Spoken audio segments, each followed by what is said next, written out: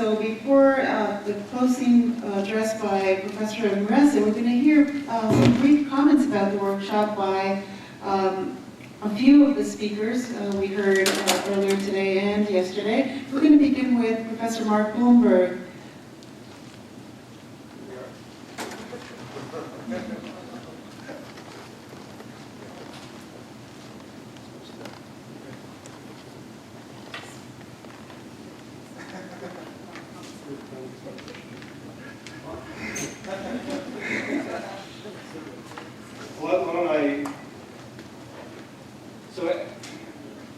I was thinking towards the end of this last presentation, which I enjoyed a great deal, and when Professor Murasa asked, what is creativity?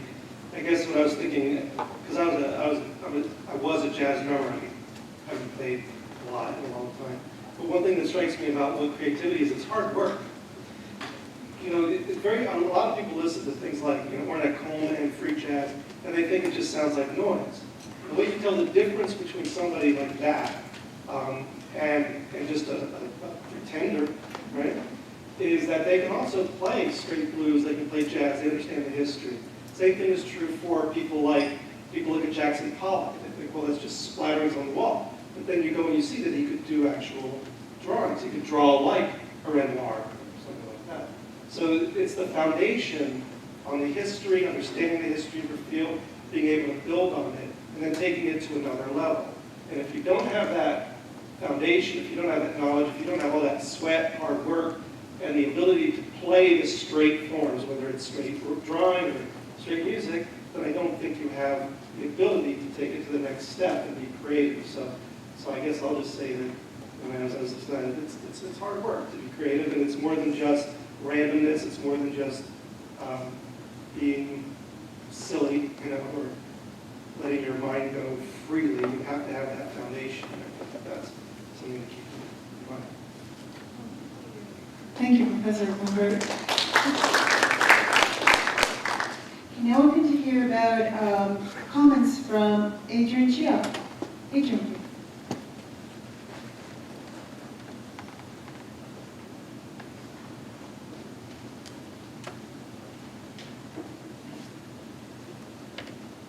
I didn't actually see that part of the program, so it's going to be off the cuff, off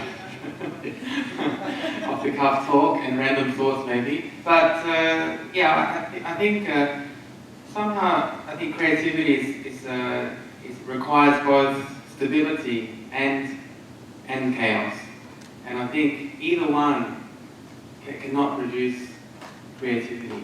So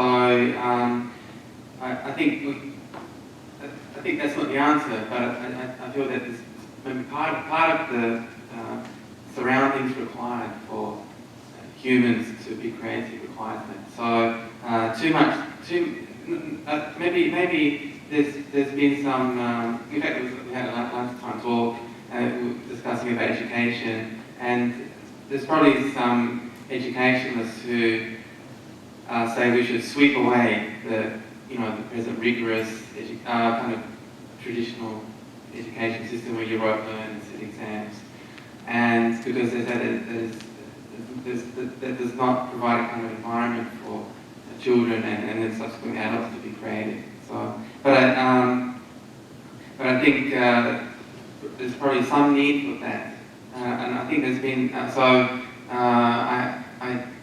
I've been doing some reading and by a book which was co-authored again by I mentioned before Ken Mocky, and I've been reading his book. It was about creativity, and that's one of the points, saying that children, if they want to explore the world, but without a kind of safe boundary, which is normally provided by the parents, they cannot explore. There's something in human nature, we need kind of a safe tether before we can explore. So I think that is somewhere in that region you have to create both stability as well as a kind of chaos. Either one, I think, is not good for creativity. So we should look at what kind of society what kind of environment is best for them. I spent 10 years in Singapore, and probably that's very too much on the stable society. So Singapore government is now saying we need to change the society. There's no entrepreneurs. Well, not zero, but there's very few entrepreneurs.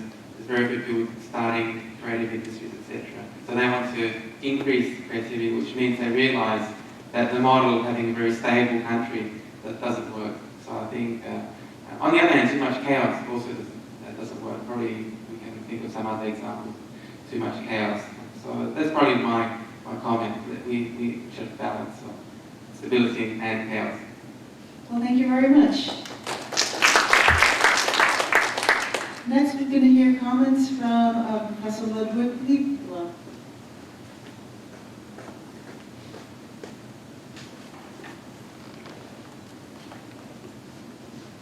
Thanks a lot. I don't know what I should say comments about the meeting of creativity, but the meeting was created in a sense that really thank the organizer, because it seemed impossible to, there's only two occasions you can bring people from different areas of activity together and have them tell whatever stories they have to tell, and then you enjoy it. It can be vulgarization. You can find it, but outside the single room. And if you go to to academy or whatever, they will either be Academy of Sciences, Academy of Medicine, music maybe, and they will be separated again. And if you go to the university, if it's a small university, it will be a selection of domains, and people not necessarily will take, and then it depends on country. And I think that the creativity in some countries is very much related to the openness and the boundaries which do not exist. So we have examples of young people here who are running from biology to something, physics to music, and so on and so on. Now, it's not always, if it was so simple, we would probably all do it, and all government will find the ways of promoting it. But anyway, so I found it very moving and very enjoyable, and I thank you all for all this. Thank you very much. Last, we're going to hear from Professor Shigeru Miyagawa. Yeah, I'll keep it very brief. 3 quick points. First, echoing Ludwik, I think I learned more from this conference than from any professional meeting of my own field that I have attended. It's quite a remarkable conference. I'm just so happy that I had a chance to participate. Okay. The second point, this is the first scientific meeting I have ever been to where a presenter sang. I think we're on to something here.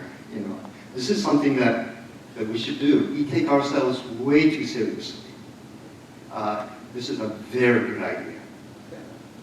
And finally, I believe I'm the last presenter.